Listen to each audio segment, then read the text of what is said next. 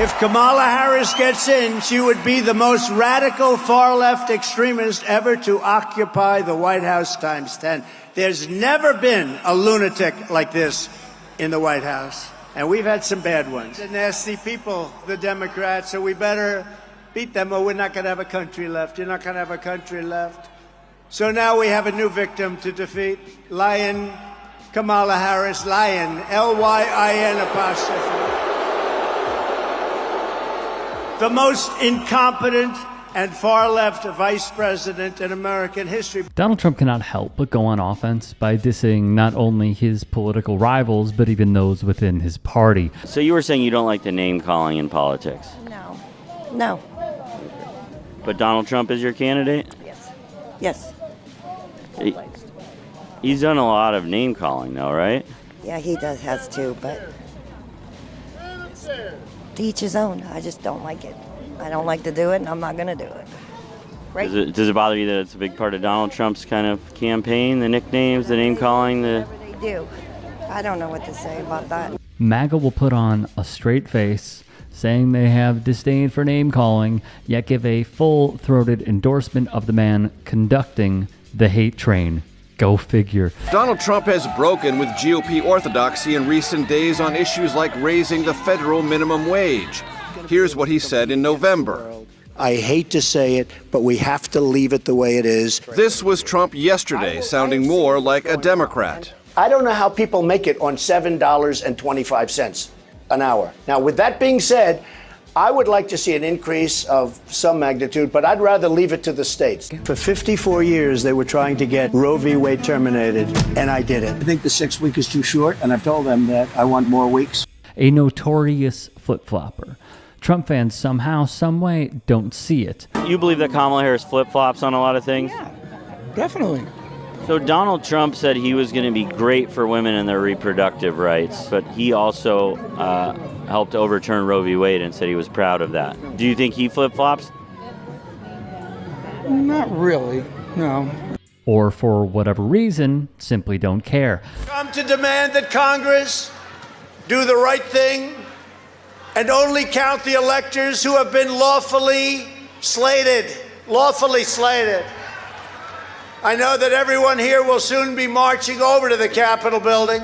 Let's be real. The spin that Republicans have tried to put on January 6th is out of sheer desperation. I don't know if the reports are true, but the Washington Times has just reported some pretty compelling evidence from a facial recognition company showing that some of the people who breached the Capitol today were not Trump supporters. They were masquerading as Trump supporters and, in fact, were members of the violent terrorist group Antifa.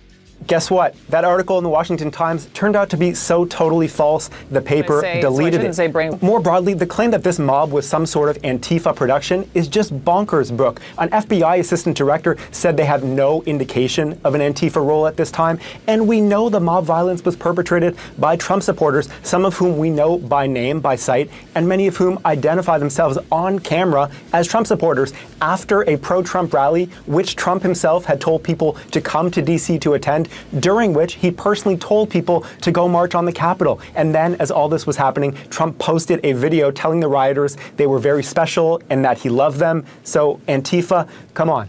Because they know the violent mob, from the Proud Boys to the Oath Keepers and many others, did their best to overthrow democracy in an effort to instill a fascist.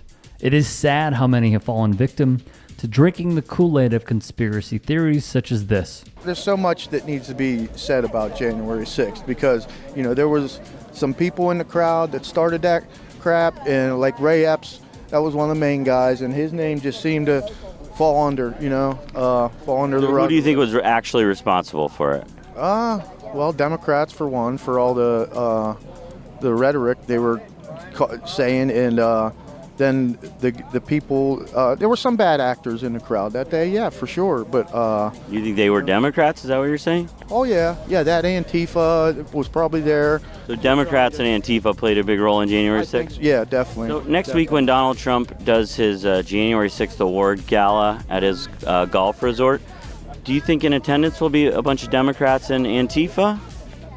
Where at? At his golf club in Bedminster. Oh, probably not there. No. Of course, what Davram Stiefler is referring to here is a gala that was set to take place at Trump Bedminster.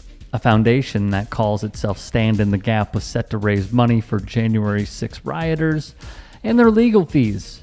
It was reported the former president expressed interest in going. However, it has been postponed as of September 3rd, with a date set to be announced after the November election, per text obtained by the New York Times. The outlet would report from those texts that event planners cited multiple issues outside of our control, the main one being safety concerns of attendees and staff. It is also time to rebuild our crumbling infrastructure.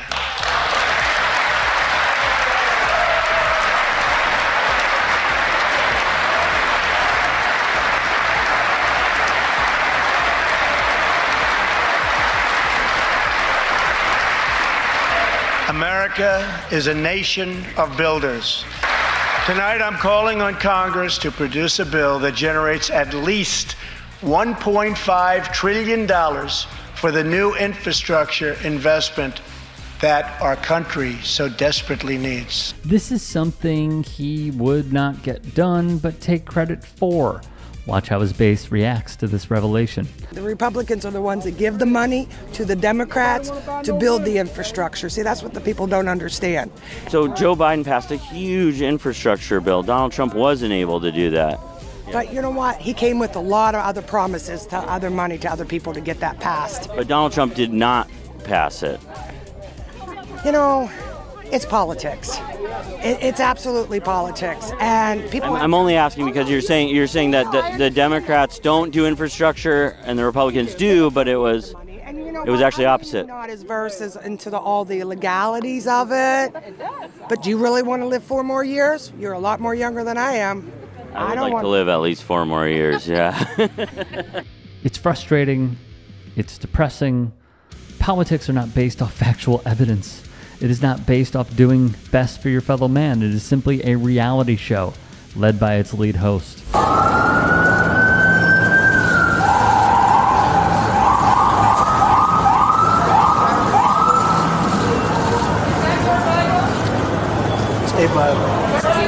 What should frustrate the masses is the weaponization of religion from our elected leaders, and this should be called out no matter where you align with your vote.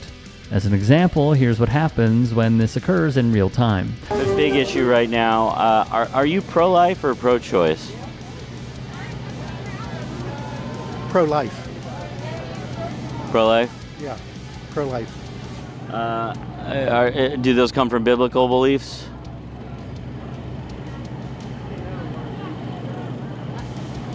Yeah, biblical.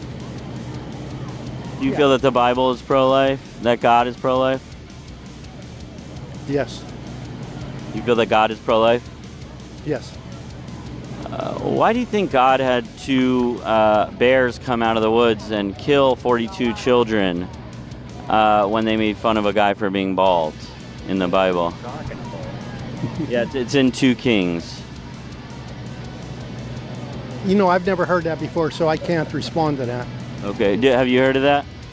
As always, the good liars are on the ground traveling around the country, and their work is vital to having a pulse on MAGA world. Support them when they are in a town near you. Check out their YouTube page, which is happily growing, and throw them a sub while you're at it. Check out their socials, like Reels on Instagram, short form excerpts on TikTok, and make a donation to their Patreon.